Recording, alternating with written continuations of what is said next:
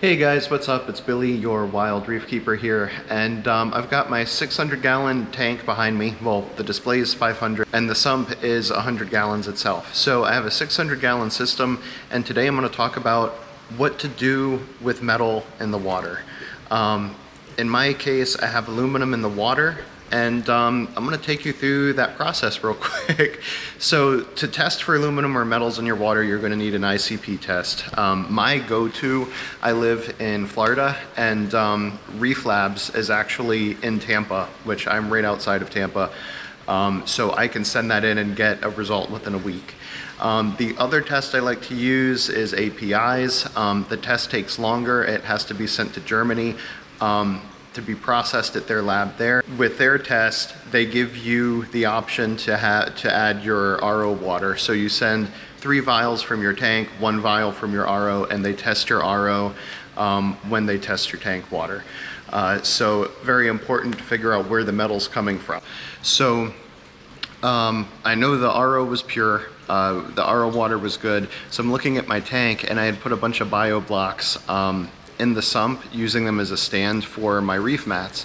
Well, the reef mats were starting to deteriorate the top of those. Now, I can't say, I didn't want to say for sure that it was the bio blocks until I was absolutely sure, because there's a lot of mixed reviews, yay or nay, that people have or had not had problems and tested. In my case, it's a fresh setup, it's fresh sand, it's fresh Carib Sea, reef rock, life rock, right? There's no metal in the tank. There's all Vectra L2 pumps, Reef Octo skimmer. Those bio blocks were the only things that I added into the sump. That being said, now I just have life rock in the sump. And today, since I took the bio blocks out, we've gone down, I think it was 250 points to like 79 points or something like that is what's still in there for the aluminum. So it's been coming down with each water change since I removed the blocks. So I found my culprit. Today I'm going to be doing a 300-gallon water change, and I'm going to actually started to siphon out the dust that was left from those rocks, and my siphon broke the other week. So I have a new siphon. I'm going to pull the rock out of the sump and make sure I suck all of the dust and stuff from those rocks. You can see some of it is actually even there, just what was falling apart. I've already cleaned the sides so you can kind of see in, but that's my sump setup, just all the rock in there. Through my heaters underneath the reef mats, I've got a frag rack for a stand. I've got 2 manifolds running. These 2 are returns. The middle pump is for this manifold that goes to a media. This is running the skimmer. This is just an extra port. That's for my UV light. Then over here I have another manifold that is running downstairs to the chiller, and then that is for my clear water algae scrubber going over to the pump room area. Little tour of my sump for you. All right, just to finish my sump tour, this is the other side. This is the return from my clear water algae scrubber, and I keep a filter sock on that. This is the return from the chiller. I keep a filter sock on that as well, just to help polish the water. Here is the reef octopus here, and then that goes to the back of the pump room, which is my madman's wheelhouse here. But I've got my clear water algae scrubber. I just cleaned this because I'm getting ready for another trip. But love this. I've used them since my start in reefing 6 years ago. And this is literally growth from like this week. So I cleaned the whole thing off. Love this. It keeps all of the algae in there and outcompetes the algae in the display, so it's not growing.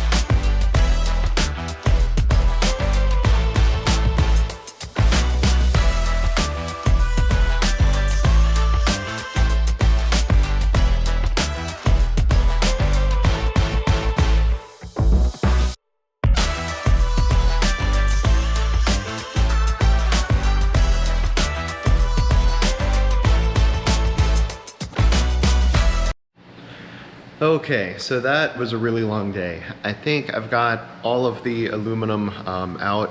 Even had some other ceramic bricks in there that I'm pretty sure they were safe, but just for good measure, I pulled those out as well.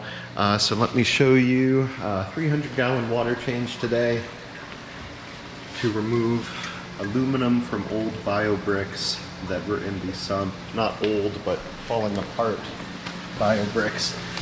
So I kind of cleaned everything up real nice in here. Pulled all the rock, vacuumed all the bottom. That is the zeovite system for coral and zucht, their little rock in the basket.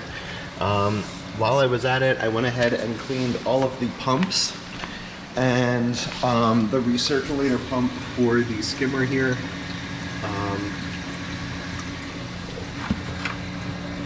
So you can kind of see how clean the setup is in there now. I like to clean my pumps about every 2 months, and especially the skimmer recirculator pump, I'll see a boost in ORP, in oxygen in the water from doing that.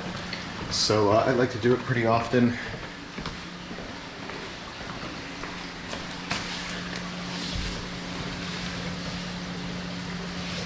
My media in there. I have I replaced the media carbon. I use Aquachar carbon, and lighting in this room is always weird.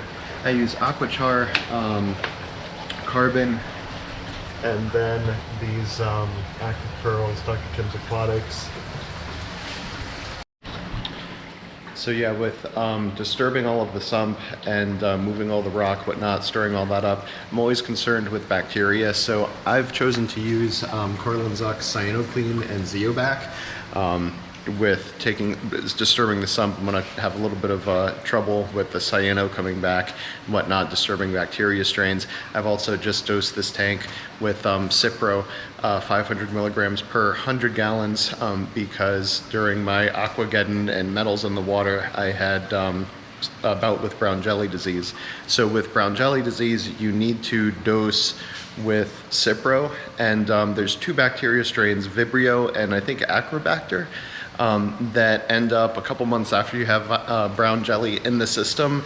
It ends up outcompeting other bacteria strains in the tank and essentially brings the brown jelly disease back.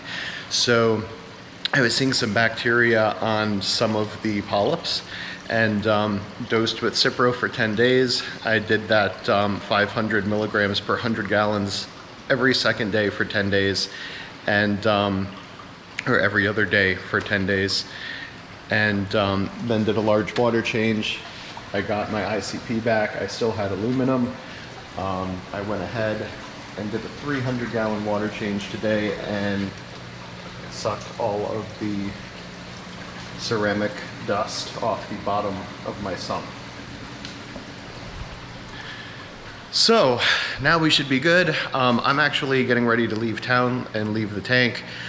So I'm going to send an ICP off tomorrow, and I will check that later when we're out of town and give you an update. One more thing I want to mention, I've used a lot of different siphons in the hobby for many years, and the last siphon I got was just off of Amazon. It was not the best siphon. This siphon by Haeger has been the best siphon I've used in 20 years of reefing. So I've actually used like the Lizard, I used some other siphon off of Amazon, and this Haeger siphon is amazing. Highly recommend. It comes with a little vacuum attachment, which works great. Really helped me get everything off the bottom of that sump. The other 2 siphons I tried did not have this little attachment to vacuum at the end, and it would not do what you need to do when you're vacuuming something off the bottom like that. So check the link below. Super cool siphon if you need one. I mean, and anything you buy through my Amazon link helps support the tank. So thank you. Link below the video.